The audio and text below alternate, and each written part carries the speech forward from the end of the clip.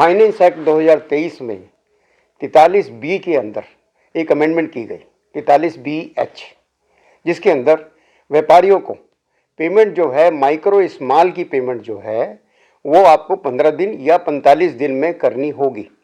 वो आप सबको पता है। सभी भाई मेरे, सभी यूट्यूबर इस पे तो बहुत चर्चा कर रहे हैं। इसमें हटना चाहिए, इसमें रिलीफ होना चाहिए, इसमें व्यापारियों को प्रॉब्लम हो जाएगी। आज तक किसी ने ये बात नहीं की कि ये सेक्शन आई क्यों। कोई भी अमेंडमेंट आती है तो उसका कोई कारण होता है। क्या कारण है? बैठे ठाले गवर्नमेंट को लगा कि ये सेक्शन ले आते हैं, जो पेमेंट नहीं करेगा उसका 30% हम टैक्स ले लेंगे। भैया आप क्या कर रहे हैं? दो व्यापारियों के संबंध चल रहे हैं सैकड़ों साल से इस देश में। वो अपना माल ले रहे हैं, दे रहे हैं, बेच रहे हैं, और अचानक से सेक्शन आ जाती है कि आप 45 दिन में पेमेंट नहीं करेंगे तो गवर्नमेंट उसको आपके इनकम में ऐड कर लेगी। इसका कारण मुझे समझ में नहीं आया दोस्तों। आज इसके ऊपर हम बात करेंगे।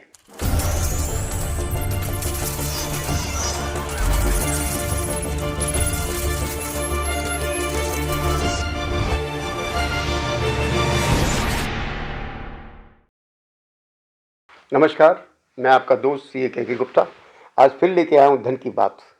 हम हर इतवार को करते हैं धन की बात।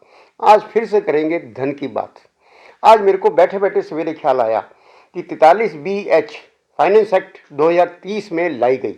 43B में H को जोड़ा गया, सब सेक्शन लगाई गई। 45 दिन के अंदर आपको पेमेंट करनी है। अब ये बताइए कि दो व्यापारियों के रिश्ते चले आ रहे हैं सालों से। वो 60 दिन की पेमेंट दे रहा है, लेने वाला ले रहा है, देने वाला दे रहा है, एंड गवर्नमेंट का कहना है 45 दिन में नहीं दोगे तो हम टैक्स ले लेंगे। आज तक किसी भाई ने मेरे को ये नहीं बता पाया कि ये बता दे सेक्शन आई क्यों है। हर चीज़ के पीछे एक कारण होता है। इसका कारण भी ये समझ में नहीं आया। ना तो किसी ने गवर्नमेंट से कहा कि हम पीड़ित हैं। अगर पीड़ित हैं तो उसकी बहुत सारी रेमेडीज हैं। आपके पास सिविल सूट है रिकवरी के लिए, आपके पास मीडिएशन है, आपके पास आर्बिट्रेशन है। गवर्नमेंट 30% टैक्स कैसे ले जाएगी? आज इस पर चर्चा करेंगे। ये एक्ट आया किस लिए और किसका इसमें हित हुआ? इंग्लिश का एक वर्ड है overly kind. Government overly kind हो रही है किसके लिए? स्मॉल एंटरप्राइजेस के लिए, माइक्रो एंटरप्राइजेस के लिए। ओवरली काइंड तो हुए, क्या उससे इनका फायदा हुआ? आज रो रहे हैं वो दुकानदार, उनसे लोगों ने माल खरीदना बंद कर दिया, क्योंकि अगर आपसे माल खरीदेंगे तो आपकी पेमेंट 45 दिन में करनी पड़ेगी। उनसे माल खरीदना बंद कर दिया। दूसरी चीज दो लोगों की है। आप ये देखिए, माल बेचने वाला, माल खरीदने वाला। माल जो बेच रहा है वो 90 डेज की पेमेंट कह रहा है मैं आपसे लूंगा, ठीक है। गवर्नमेंट कहती है 45 दिन में नहीं आप लोगे, उसकी इनकम में ऐड हो जाएगा। मेरी समझ में ये नहीं आ रहा, जब मियाँ बीबी राजी तो क्या करेगा काजी? किस लिए, किसके हित में ये है? मेरी समझ से ये बाहर है। ये तो वही कहावत हुई, आपने कहानी सुनी होगी, दो बिल्लियों की लड़ाई में एक बंदर पूरी रोटी खा जाता है। भैया पेमेंट उसने नहीं की, पेमेंट उसको नहीं मिली, गवर्नमेंट 30% ले जाएगी। मेरे को ये समझ में इसका गणित नहीं आया। किसी भाई को समझ में आया तो मुझे जरूर फ़ोन करके बताएं। मुझे मैं आज बहुत चिंतित हूँ कि इस एक्ट को लाने का फ़ायदा क्या हुआ। अब आप देखिए, जिसके लिए लेके आए वो खुश नहीं है, उनकी सेल नहीं हो रही, लोगों ने उनसे माल लेना बंद कर दिया। दूसरी चीज़ क्या है कि आप ये कहते हैं कि आप इस साल पेमेंट नहीं करेंगे तो आपकी इनकम में ऐड हो जाएगा, और अगले साल जब आप पेमेंट कर देंगे तो उसका रिबेट ले सकते हैं। Very good. अगर वो सारी उम्र ही नहीं पैसे देता, आप ध्यान से देखिए, एक व्यापारी ने ए ने बी से माल खरीदा, ए ने 1 करोड़ रुपए का माल खरीद लिया, ए ने उसकी पेमेंट टाइम से नहीं की। अभी तो ये समस्या है, टाइम से नहीं की, तो गवर्नमेंट ने उससे 30 लाख रुपए टैक्स ले लिया। अगर वो बेईमान हो गया है, वो कभी भी पेमेंट नहीं करेगा। अगर वो कभी भी पेमेंट नहीं करेगा तो उसकी इनकम में उसका रिबेट अगले साल नहीं मिलेगा। सफरर कौन हुआ? माल बेचने वाला। उसको तो पैसे नहीं मिले। अभी जैसे मैंने बताया था कि दो बिल्लियों की लड़ाई में इनकम टैक्स डिपार्टमेंट जरूर ले गया 30 लाख रुपए टैक्स। उसका क्या है? या तो आप ये बताएं कि अगर वो पैसे कभी भी नहीं मिलेंगे तो इनकम टैक्स डिपार्टमेंट ने जो 30 लाख रुपए लिए हैं ये उस भुक्तभोगी को वापस करेगा कि भैया तेरे रोते के आंसू पूछ रहे हैं, तुझे 1 करोड़ रुपए नहीं मिले, हमने 30 लाख रुपए रिकवर कर लिए थे, वो तो भाग गया, तो हमारे से ले ले। वैसा भी नहीं है। एक बात और देखने वाली है, ध्यान से देखिएगा दोस्तों, ये जो एक्ट है, ये सब सेक्शन है, ट्रेडर्स पे लागू नहीं होती। मर गया बेचारा गरीब, पूछिए कैसे?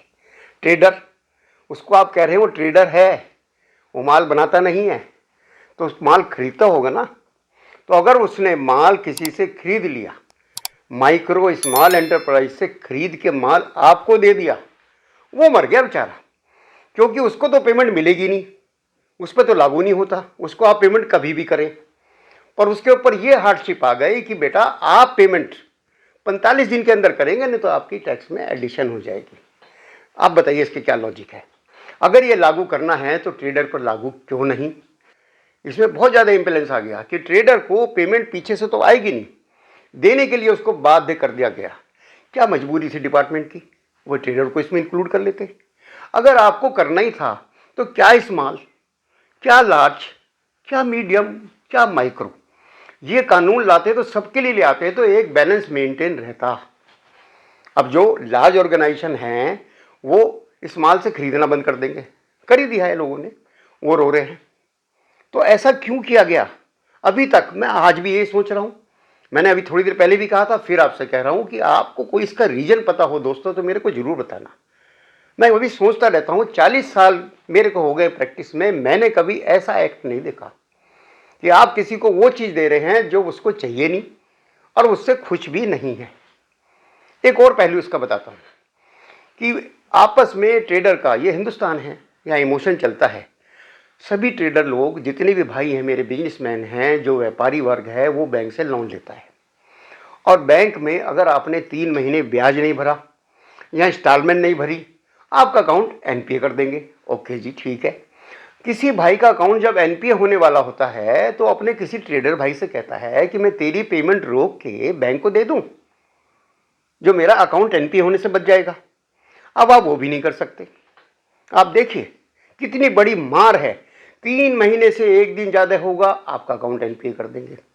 एंड अगर वो किसी का पैसा इस्तेमाल करके बैंक को दे के अपना जीवन यापन करता है, अपना अकाउंट एनपीए होने से बचाता है, वो भी नहीं होने देंगे, क्योंकि तू उसकी पेमेंट रोक के इधर देगा, हम तेरे से 30% टैक्स ले लेंगे। आप देखिए क्या चीज है। 1 करोड़ रुपया उसने रोक के बैंक को दे दिया, ठीक है, उसका एक अकाउंट एनपीए से बच गया, वो गरीब मारा गया, वो 30 लाख रुपए उसको लग गए। दूसरा पहलू एक और देखिए, जब आप किसी के पैसे नहीं दे पा रहे हैं, ठीक है, आप उससे रिक्वेस्ट कर लेंगे कि भैया रुक जा, 20 साल से तेरे से माल ले रहा हूं, तो रुक जा। ठीक है, आपने उससे रिक्वेस्ट कर ली, वो तो मान गया, पैसे आपके पास देने के लिए नहीं है। मान लीजिए 50 लाख रुपए उसको देने के लिए उस समय नहीं है। गवर्नमेंट कहती है बेटा मेरे को दे दो 15 लाख रुपया। आप देखिए उसके पास देने के लिए पैसा नहीं है, जिससे माल खरीदा उसके तो पैसे वो दे नहीं रहा। गवर्नमेंट कहती है मेरे को 15 लाख रुपए दे दीजिए इसमें से, अगले साल आप ले लेना। भैया उस पास तो पैसे है ही नहीं, अगर होते तो उनको दे देता। मेरी समझ से बाहर है कि दूसरा, दो व्यापारियों के रिश्ते में इनकम टैक्स कहां से आ गया? सेक्शन 43B बिल्कुल सही है, गवर्नमेंट अपने ड्यूज के लिए कोई भी इन्फोर्समेंट का तरीका अपना सकता है, बिल्कुल ठीक बात है। हमारा इनकम टैक्स नहीं भर रहे तो उसको एडिशन कर देंगे, जीएसटी नहीं भर रहे एडिशन कर देंगे। दो व्यापारी आपस में क्या कर रहे हैं, आप कैसे एडिशन कर देंगे उनका? किसी के समझ में ये बात आज तक नहीं आई। सब इस पे बात कर रहे हैं कुछ रिलीफ मिल जाए, हम फाइनेंस मिनिस्टर को लिख रहे हैं कुछ ऐसा हो जाए, कोई ये नहीं पूछ रहा कि इसको हटाइए, हमें इसकी जरूरत नहीं है दोस्तों। कोई इसके बारे में बात नहीं कर रहा। आज भी मैं बहुत सोच में हूं, फिर बात से आपसे बार बार कह रहा हूं, किसी मेरे भाई पूरे भारत में किसी की समझ में आई है, मुझे फोन जरूर करना कि इसका एक्ट का फायदा किसको है। एक कारण तो मेरे को नजर आता है, वैसे पता नहीं आपने इस पर विचार किया नहीं किया। मेरे भाई किसी को अगर होगा क्यों एक्ट आया तो मेरे को जरूर बताएं। हाँ, मेरे दिमाग में एक तो चीज आ रही है कि गवर्नमेंट क्या करती है, गरीबी हटाओ, गरीबी हटाओ, लोगों को गरीबी रेखा से ऊपर पहुंचाओ। तो गरीबी हटी या नहीं हटी हो तो मुझे पता नहीं, पर एक दिन में आप अमीर बन जाएंगे। कैसे? एक बिजनेसमैन अपनी इनकम फॉर एग्जांपल साल में 8-10 लाख रुपए दिखाते हैं, नॉर्मल बिजनेसमैन। मैं समझता हूँ 10 लाख रुपए किसी ने इनकम दिखाई पिछले साल। इस साल उसने क्या किया, 2 करोड़ रुपया वो उसकी टर्नओवर है, 2 करोड़ रुपए किसी स्मॉल या माइक्रो एंटरप्राइज के नहीं दे पाया। उस पर टैक्स कितना बनेगा? उसकी इनकम में वो 2 करोड़ रुपए ऐड हो गए दोस्तों। अगर उसकी इनकम 10 लाख थी तो इस बार इनकम कितनी हो जाएगी? 2 करोड़ 10 लाख रुपया। इनकम का आकलन किससे होता है? इनकम टैक्स रिटर्न से। जब आप बैंक में जाते हैं लोन लेने, गाड़ी लेने, इनकम टैक्स की रिटर्न दिखाइए, वो इनकम टैक्स की रिटर्न निकाल के दिखाएगा उसकी इनकम कितनी आ रही होगी, 2 करोड़ 10 लाख, और टैक्स उसने भरा है 60 लाख रुपया। ये देखिए कोई तरीका कितना अच्छा निकाला सरकार ने कि आप ओवरनाइट रिच हो सकते हैं, करोड़पति हो सकते हैं। इतनी आमदनी आपकी दिखा देंगे आप उस साल में। आप ये बताइए उसका क्या होगा? अब मतलब कहीं आप लोन लेने जाएंगे तो वो इसका भी आकलन करेगा कि इसमें एडिशन कितनी हुई है, उसको निकाल के देखते हैं कितनी इनकम है। भैया क्यों निकाल के देखेंगे? जब मैंने उस पर टैक्स भर दिया, इस साल की मेरी वो इनकम है, अगले साल नहीं होगी तो नहीं होगी। आप ये देखिए कौन सा तरीका बनाया गया। मेरे ख्याल से तो एक मेरे को ये जवाब समझ में आ रहा है कि ओवरनाइट आपको करोड़पति बनाने का एक नुस्खा है ये सरकार का, वो बना दिया। इलेक्शन का टाइम है तो क्यों ना कुछ ऐसा कर दिया जाए कि लोगों को कुछ पल की खुशी मिल जाए। अपनी इनकम टैक्स की रिटर्न निकाल के देखेगा, इनकम 3 करोड़ रुपया। जिस आदमी ने कभी 20 लाख से इनकम ऊपर नहीं कमाई थी, इस साल उसकी इनकम 3 करोड़ रुपये हो सकती है, भले ही उसको 90 लाख रुपए टैक्स देना पड़ा हो। अगर वो दुख है तो एक कभी खुशी कभी गम। अगर ये गम है मेरे 90 लाख रुपए लग गए, खुशी कितनी बड़ी है, मेरी इनकम 3 करोड़ रुपए हो गई इस साल की। तो ये देखिए दोस्तों, आज हमने यही चर्चा करनी थी, इस पर विचार करिए मेरे सभी भाई, मेरे प्रोफेशनल कुलीग, इस पर विचार करिए कि इसका फ़ायदा किसको होने वाला है। अगर किसी को फ़ायदा नहीं होने वाला है तो इसको चैलेंज करें, इसको चैलेंज करें दोस्तों। इसमें नुकसान है, हमारे बिजनेस भाई का नुकसान है, व्यापारियों को नुकसान है। दूसरा, इससे उनके रिश्तों में फ़र्क पड़ जाएगा। आप ये देखिए वो आराम से 60 दिन, 75 दिन, 90 दिन में पेमेंट ले रहा था, उसको इन्होंने सिखा दिया तुम 45 दिन में पेमेंट ले लो। जो रिश्ते बहुत अच्छे चल रहे थे वो रिश्ते खराब हो जाएंगे दोस्तों। आज के लिए बस इतना ही। इस पर विचार करें, सोचें। अगर किसी के समझ में आ रहा है एक बार मेरे को फ़ोन जरूर करें।